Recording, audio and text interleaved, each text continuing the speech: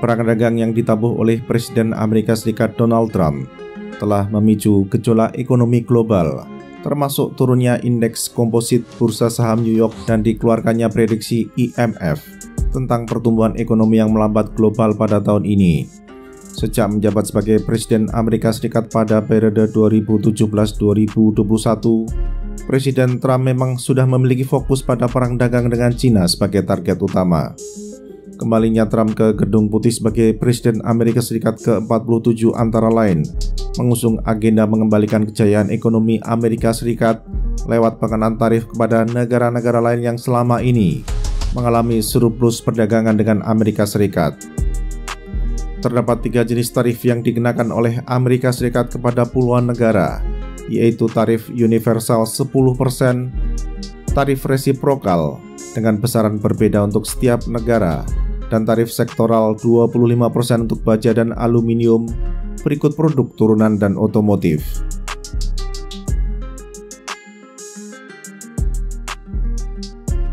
Kanada, Uni Eropa dan Cina telah dan atau akan segera melakukan tindakan balasan terhadap tarif yang dijatuhkan oleh Amerika Serikat. Cina nampaknya jadi target utama Amerika Serikat sebagaimana dicerminkan dengan penetapan tarif total 245% tanpa penangguhan, ketika Amerika Serikat masih menangguhkan penerapan tarif resiprokal bagi negara-negara lain hingga 9 Juli 2025. Dalam situasi ekonomi dunia yang sudah terintegrasi, mengobarkan perang dagang secara global dan bukan secara selektif, bukan pilihan yang bagus bagi ekonomi itu sendiri. Sebab terdapat saling ketergantungan antar negara untuk beragam komoditas, mulai dari komoditas pangan hingga produk berteknologi tinggi.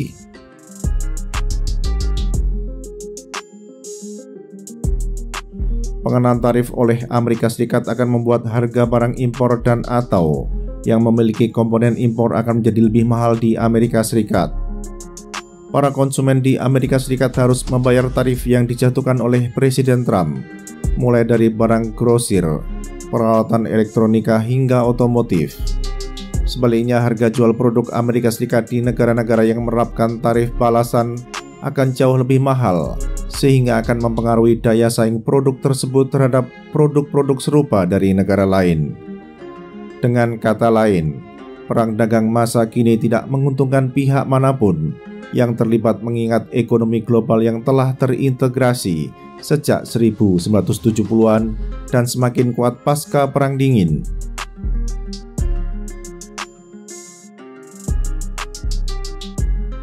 Kebijakan tarif oleh Amerika Serikat akan membawa dampak yang signifikan bagi perekonomian Indonesia.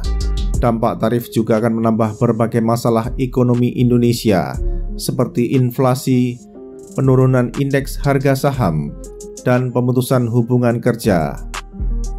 Sebagaimana diketahui, beberapa produk ekspor andalan Indonesia ke Amerika Serikat, seperti industri alas kaki atau footwear, terdampak besar dengan penerapan tarif-tarif tambahan di luar tarif dasar yang sudah lama berlaku.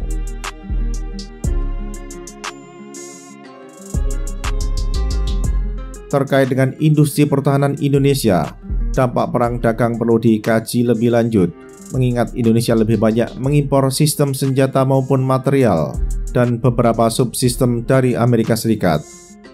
Material dan subsistem tersebut merupakan bagian dari rantai pasokan global bagi industri pertahanan Indonesia sebelum menjadi suatu produk akhir seperti pesawat terbang, munisi, dan lain sebagainya. Mengingat bahwa Indonesia memilih jalan perundingan dengan Amerika Serikat daripada menerapkan tarif balasan, bea masuk impor atas barang-barang yang diimpor oleh Amerika Serikat tidak akan mengalami kenaikan. Namun mengingat bahwa rantai pasok global industri pertahanan yang cukup kompleks, tidak ada jaminan bahwa material dan subsistem yang didatangkan dari Amerika Serikat tidak memiliki kandungan buatan produsen non-Amerika Serikat.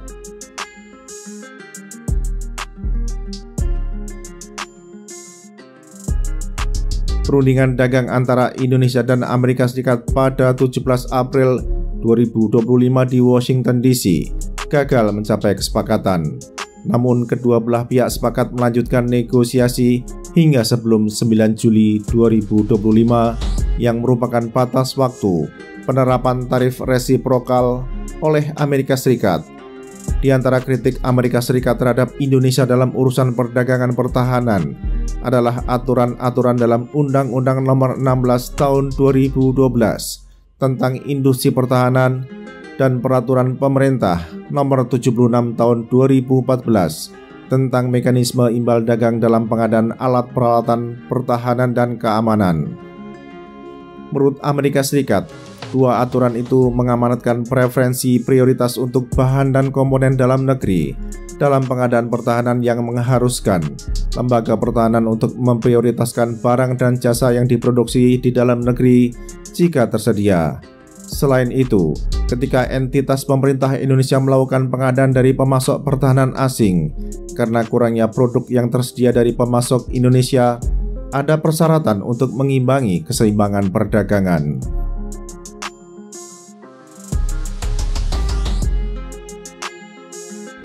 Menurut 2025 National Trade Estimate Report on Foreign Trade Barriers yang diterbitkan oleh US Trade Representative atau USTR, meskipun kerangka regulasi ini berupaya untuk meningkatkan peluang bagi industri lokal, kerangka tersebut juga menimbulkan tantangan bagi perusahaan pertahanan asing yang harus memenuhi kewajiban kompensasi yang rumit agar dapat berpartisipasi di pasar Indonesia. Mengacu pada laporan USTR, aturan mengenai imbal dagang, kandungan lokal dan offset atau IDKLO menjadi sorotan bagi Amerika Serikat, di mana nilai IDKLO adalah 85% dari nilai kontrak dan hanya berlaku pada sistem senjata yang diimpor dari luar negeri. Dalam pengadaan sistem senjata, diatur pula tingkat kandungan dalam negeri atau TKDN sebesar 25% apabila pemasok adalah perusahaan Indonesia.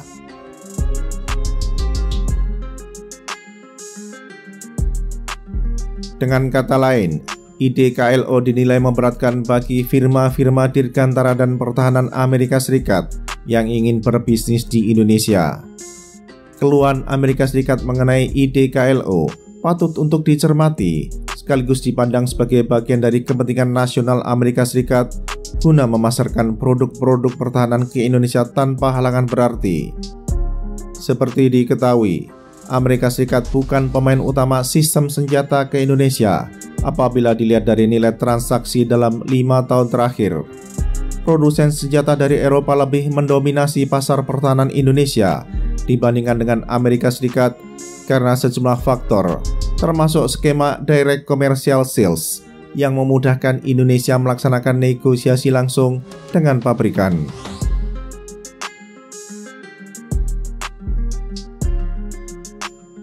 Fondasi industri pertahanan Indonesia dibangun pada 1970-an melalui kerjasama dengan sejumlah industri pertahanan asal Eropa, sehingga secara tradisional industri tersebut lebih dekat dengan Eropa daripada dengan Amerika Serikat.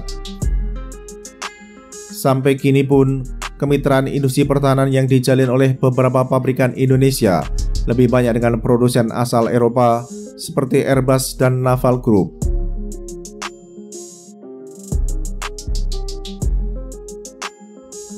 Misalnya, kemitraan dalam pengadaan kapal selam Scorpion Evolve yang akan dibangun di Indonesia, di mana program tersebut akan melibatkan pula industri pertahanan swasta Indonesia.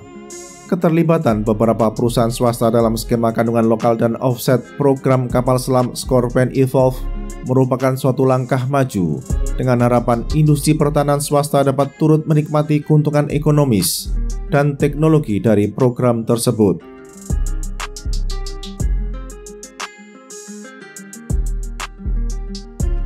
Skema kandungan lokal dan offset dapat memberikan alih teknologi yang bermanfaat bagi penguatan industri pertahanan Indonesia ke depan apabila industri pertahanan dalam negeri memiliki kesiapan sumber daya manusia, keuangan, dan fasilitas produksi agar teknologi yang dialihkan dapat diserap secara optimal.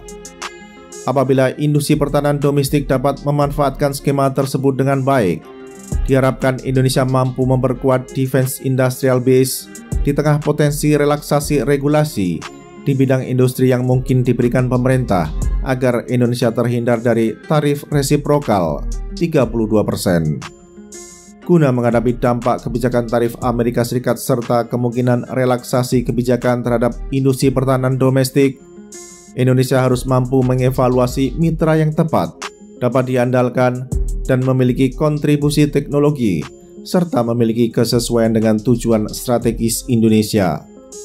Aspek-aspek tersebut bersifat vital untuk memastikan bahwa industri pertahanan nasional dapat terus berperan dalam memperkuat postur pertahanan dalam jangka panjang.